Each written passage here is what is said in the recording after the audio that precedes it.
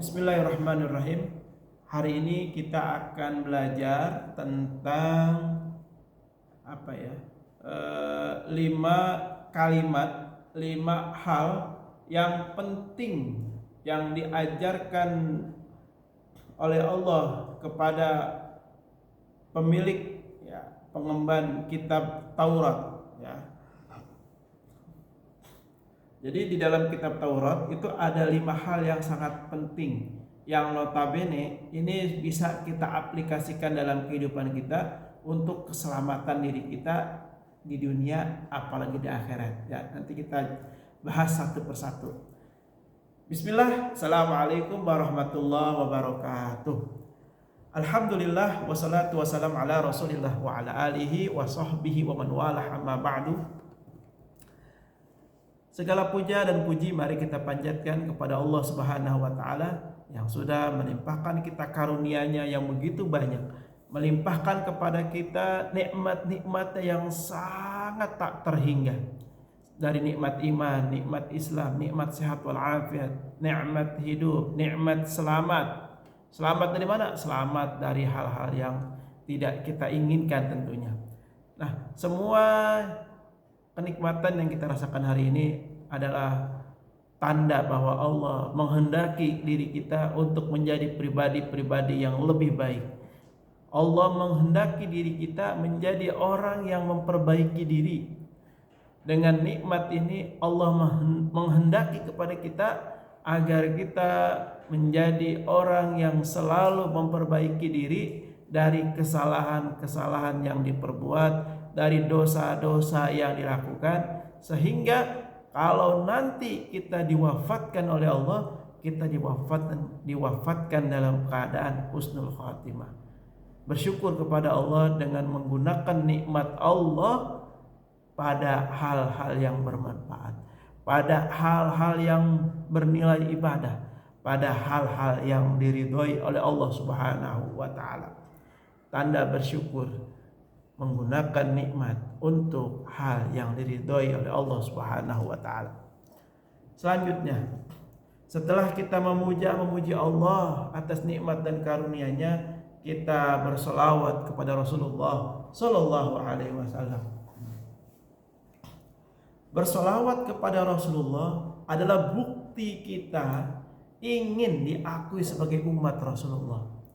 Bersolawat kepada Rasulullah bukti bahwa kita berusaha ingin mengikuti sunnah-sunnah Rasulullah sallallahu alaihi wasallam. Semakin banyak kita bersolawat kepada Rasulullah sallallahu alaihi wasallam adalah bukti bahwa kita nanti di hari kiamat ingin mendapatkan syafaatul uzma, ingin mendapatkan pertolongan yang mulia dari Nabi yang sangat mulia, dari yang maha mulia.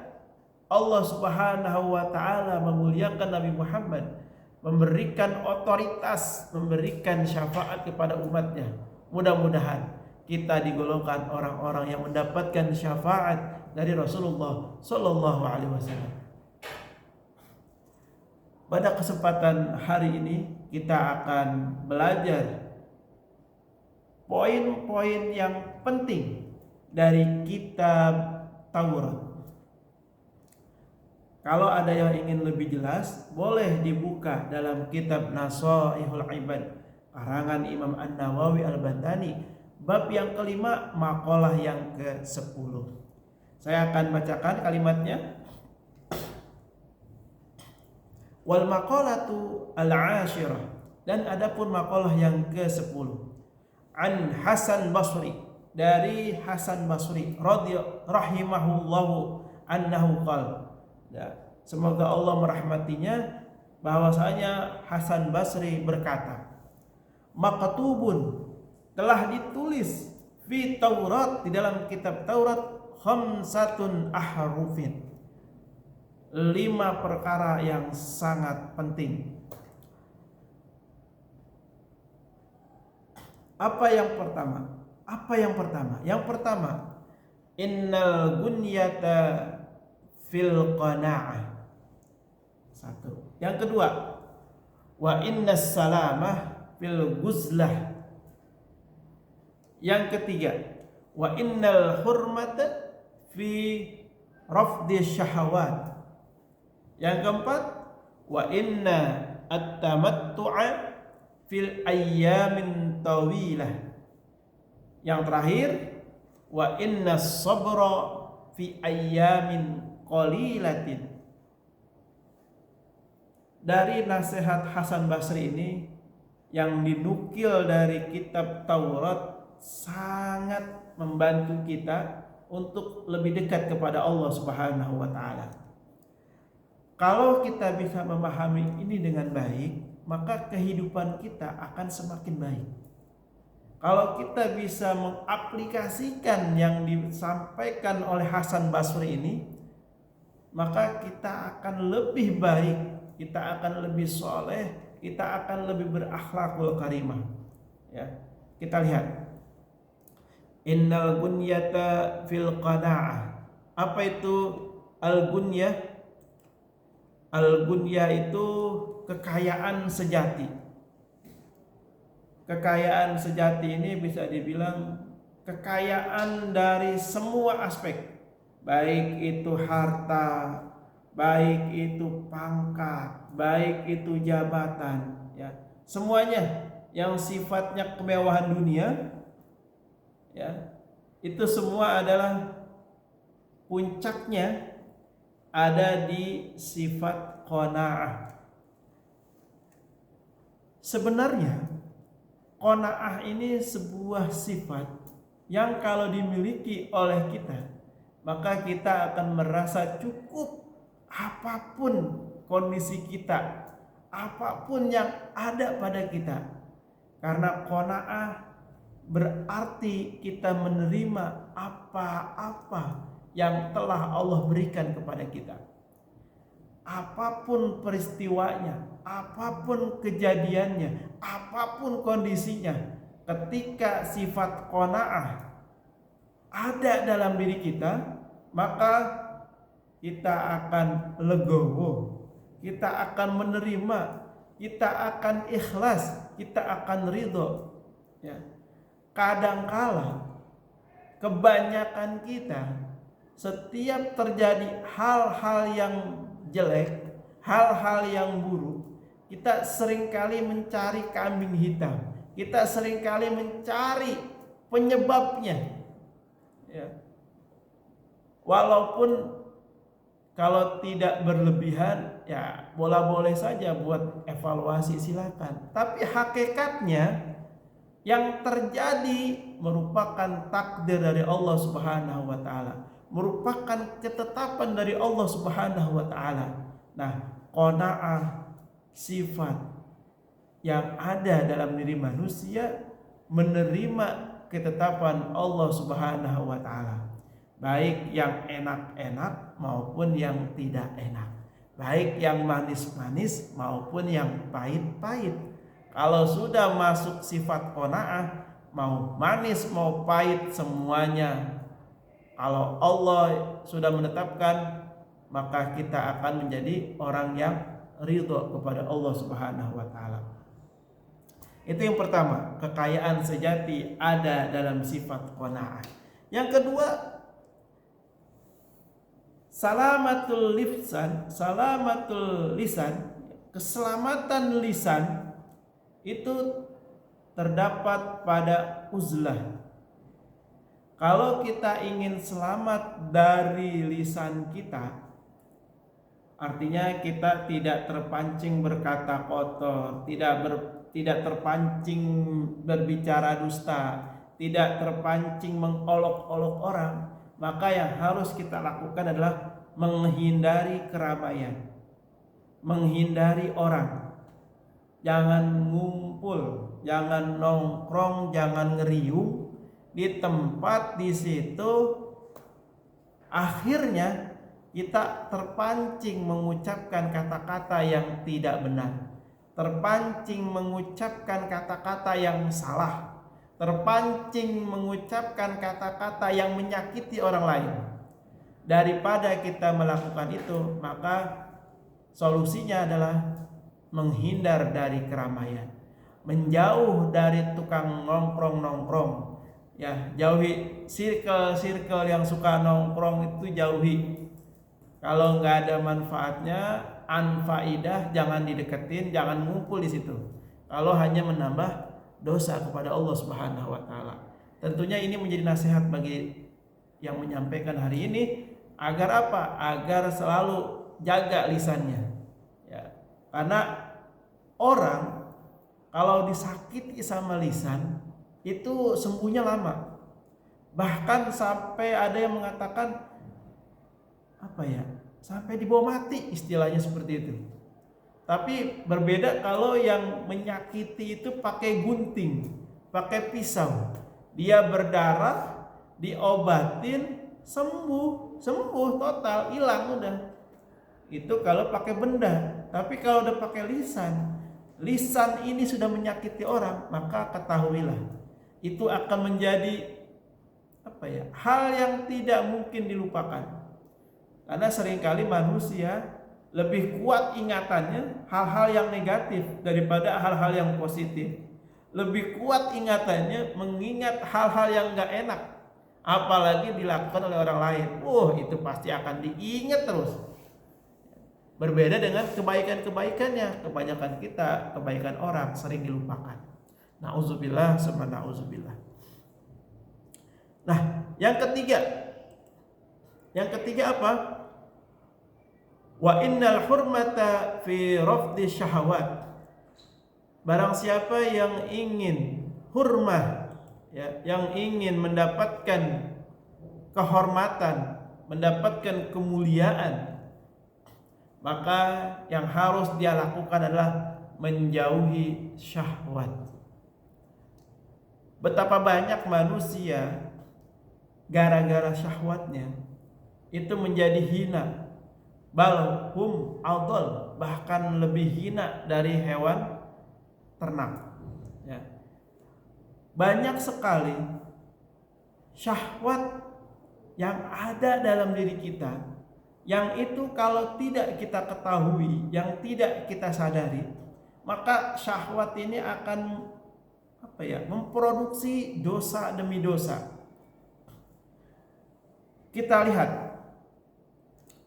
syahwat mata misalnya. Ketika syahwat mata diperturutkan, apa yang terjadi? Mata akan melihat kepada hal-hal yang dilarang, hal-hal yang dilarang dan tidak diperkenankan, yang bernilai dosa di sisi Allah Subhanahu wa taala. Syahwat mata. Belum lagi syahwat mulut, lisan. Mulut nih, kalau syahwatnya diperturutkan, maka siap-siap akan banyak orang yang tersakiti, akan banyak fitnah yang terjadi, akan banyak malapetaka yang terjadi. Karena apa? Syahwat. Makanya hati-hati dengan syahwat. Terus apalagi? Syahwat dari mulut yang harus dijaga selain menjaga ucapan adalah menjaga apa yang masuk ke dalam mulut. Kalau ngikutin syahwat, maka kita tidak akan berpikir yang masuk ke dalam mulut itu yang halal atau yang haram. Itu enggak akan dipikirkan kalau kita syahwatnya dominan. Kenapa? Iya, karena yang namanya syahwat karakternya itu selalu menghasilkan dosa dan selalu membuat murka Allah Subhanahu wa taala, dan selalu melakukan hal-hal yang tidak diridhoi oleh Allah Subhanahu wa taala. Itu syahwat. Hati-hati. Walaupun terkesan seperti baik, walaupun terkesan seperti soleh banget, awas, syahwat selalu memanipulasi apa yang kita lakukan agar seolah-olah itu menjadi benar, padahal itu salah. Syahwat, hati-hati dengan syahwat. Nah, ketika orang yang mampu mengendalikan syahwat, mengendalikan segala keinginannya, maka ketahuilah kemuliaan dan kehormatan orang itu akan menaik. Kemuliaan dan kehormatan orang itu semakin tinggi. Kemuliaan dan kehormatan itu akan terlihat orang tersebut. Dan ini bisa dilihat di sekitar kita. Orang-orang yang mampu mengendalikan syahwatnya akan dimuliakan, dan orang-orang yang takluk dengan syahwatnya akan dihinakan. Sudah banyak terjadi di sekitar kita, sudah banyak sejarah peristiwa yang menceritakan bahwa orang yang memperturutkan syahwatnya akan terhinakan, akan hancur sehancur-hancurnya. Na'udzubillah summa na'udzubillah. Yang keempat itu apa? Wa inna at-tamattu'a fi ayyam tawilah. Apa itu maknanya? Kenikmatan yang hakiki itu ada di hari-hari yang panjang. Jadi yang dimaksud dengan hari-hari yang panjang itu nanti di akhirat. Sedangkan yang sekarang ini adalah hari-hari yang pendek, ya. Hari-hari yang sangat singkat di dunia ini. Makanya manusia itu kata Rasulullah antara 60 sampai 70 usianya. Kalau udah lewat dari situ itu mah bonus, ya. Udah segitu doang. Tapi ketika manusia itu meninggal, ketahuilah hakikatnya dia memasuki dimensi yang sangat tak terbatas, yang kekal di dalamnya, yang itu akan terus terjadi. Kalau itu sebuah kenikmatan, maka kenikmatan terus selama di alam barzahnya, di alam kuburnya. Tapi ketika itu sebuah siksa, sebuah azab di dalam kubur orang tersebut, maka itu akan menjadi hari-hari yang menemani sahibul mait di dalam kubur, yakni azab terus, siksa terus, dan itu waktunya panjang. Tidak seperti di atas muka bumi, ya. Oleh karena itu, kalau kita menginginkan kenikmatan yang sebenarnya nanti, maka kita jangan terpedaya dengan kenikmatan yang ada di hari-hari yang pendek ini, ya. Jadi semua kenikmatan yang ada saat ini, apapun itu bentuknya, mau itu pangkat, jabatan, kemewahan dunia, apalagi fasilitas dunia, anak, istri, apapun itu semuanya yang menyangkut di dunia, itu jangan sampai melalaikan kita. Jangan sampai membuat kita lalai dari berbakti kepada Allah Subhanahu wa taala, beribadah kepada Allah Subhanahu wa taala, sehingga nanti di hari kiamat, nanti di akhirat, kita termasuk orang-orang yang menikmati kenikmatan yang hakiki, kenikmatan yang sebenarnya. Nikmat yang sebenarnya itu bukan sekarang. Nikmat yang sekarang itu sifatnya fana, sifatnya sementara. Nggak ada yang abadi, semuanya akan berlalu. Tapi nanti di akhirat, nah itu yang sebenarnya. Nah, terus yang terakhir yang ditulis dalam kitab Taurat, yang itu menjadi poin yang sangat penting adalah wa inna sabra fi ayyamin qalilah. Wa inna sabra fi ayyamin qalilah. Apa itu maksudnya? Kesabaran itu hanya di hari-hari yang sedikit atau hari-hari yang pendek. Wayahnya di dunia ini kita kudu sabar. Wayahnya di dunia ini kita harus nerima kondisi kita. Udah ikutin semua atas kehendak Allah, kita ikutin. Tapi tentu jangan sampai mengalahkan daripada ikhtiar. Tetap ikhtiar harus, Tapi setelah ikhtiar kita serahkan kepada Allah Subhanahu wa taala, sehingga itu menjadi takdir yang terbaik dari Allah bagi kita. Nah, yang dimaksud dengan kesabaran di sini adalah sabar dengan segala macam ujian yang ada di atas bumi ini. Sabar dengan ujian syahwat, dengan ujian harta, dengan ujian pangkat, jabatan, ya. Kita harus bisa menempatkan itu semua di dalam genggaman. Jangan dimasukin ke dalam hati. Qalbun muslim baitullah. Hati seorang muslim adalah rumah Allah. Ingat, rumah Allah. Jadi harta, jabatan, pangkat jangan dimasukin ke hati, jangan dimasukin ke rumah Allah. Nanti ini sumpek, nanti ini penuh. Ya. Kalau ini sudah penuh dengan hal-hal duniawi, maka Allah akan meninggalkan ini.